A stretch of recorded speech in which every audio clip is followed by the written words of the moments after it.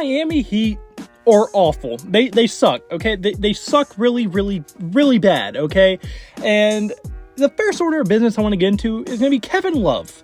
The Kevin Love trade has looked like one of the most useless trades I've ever seen in my life. At the time, it didn't make sense, and since he started playing for them, it has only gotten worse, as he has literally been almost as useless as you possibly can be.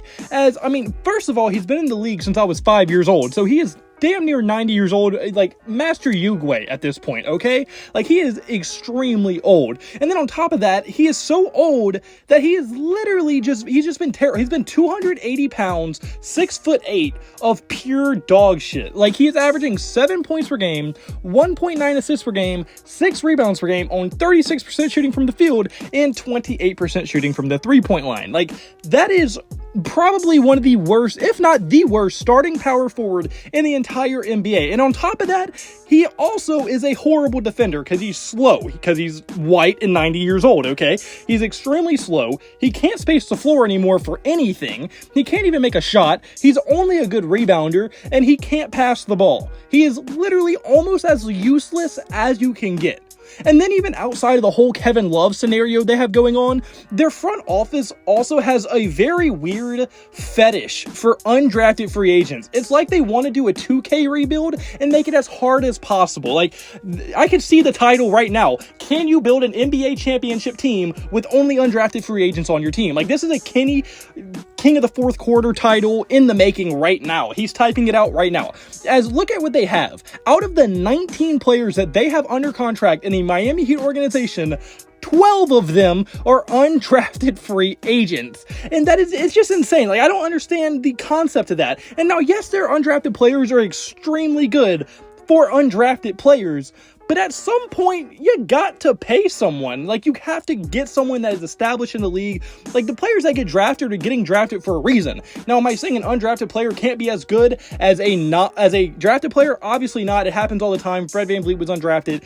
There's tons of really good undrafted players, but the fact that they're doing it to such an extreme is causing problems on their roster, and they're almost putting a talent cap on them because of their just unbelievable fetish of wanting as many undrafted free agents on their roster as possible.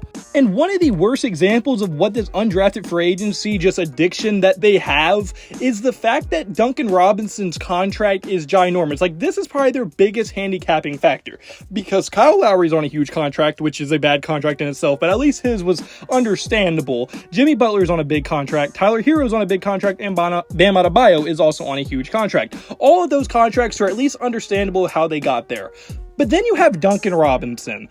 The definition of an unarmed robbery. Like, this is the biggest just fleecing of an NBA team you'll ever see. As this year, he has only played 38 games out of a possible 78. So that goes to show you he's not even played half of the games that Miami has played. And in those games, he's averaging 6 points per game, 1.1 assists per game, 1.6 rebounds per game. And what is he getting paid? He is getting paid an average of $18 million a year for the next 3 years with the Miami Heat. That is an outrageous number for a guy who doesn't even play half your games and has been healthy for the entire season, basically. And by the way, to put that into context, he is getting paid more. Duncan Robinson is getting paid more than DeMar DeRozan, Miles Turner, Domantas Sabonis, Lauri Markkanen, and Colin Sexton. And that's just a few names. There's plenty more great players he's getting paid more. As far as how valuable his contract is worth, his contract is more valuable than LeBron James. Now, LeBron's making more a year, so that's why I didn't include him. But value-wise, they're paying Duncan Robinson more money than LeBron James will be getting paid with the Lakers for the next 2 years, which is absolutely insane. Like, that has got to be the worst contract of all time, because at least John Wall at one point was John Wall.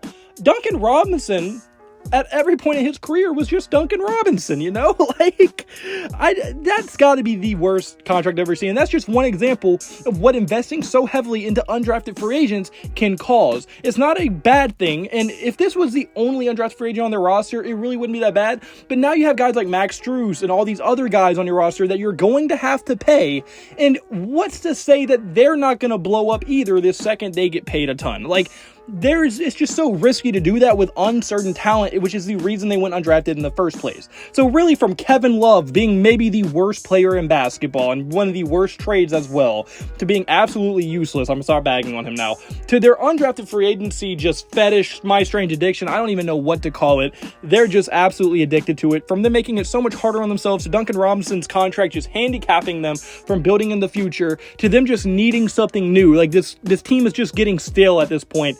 The Miami Heat just suck. And they are a playoff team, and they're going to make the playoffs.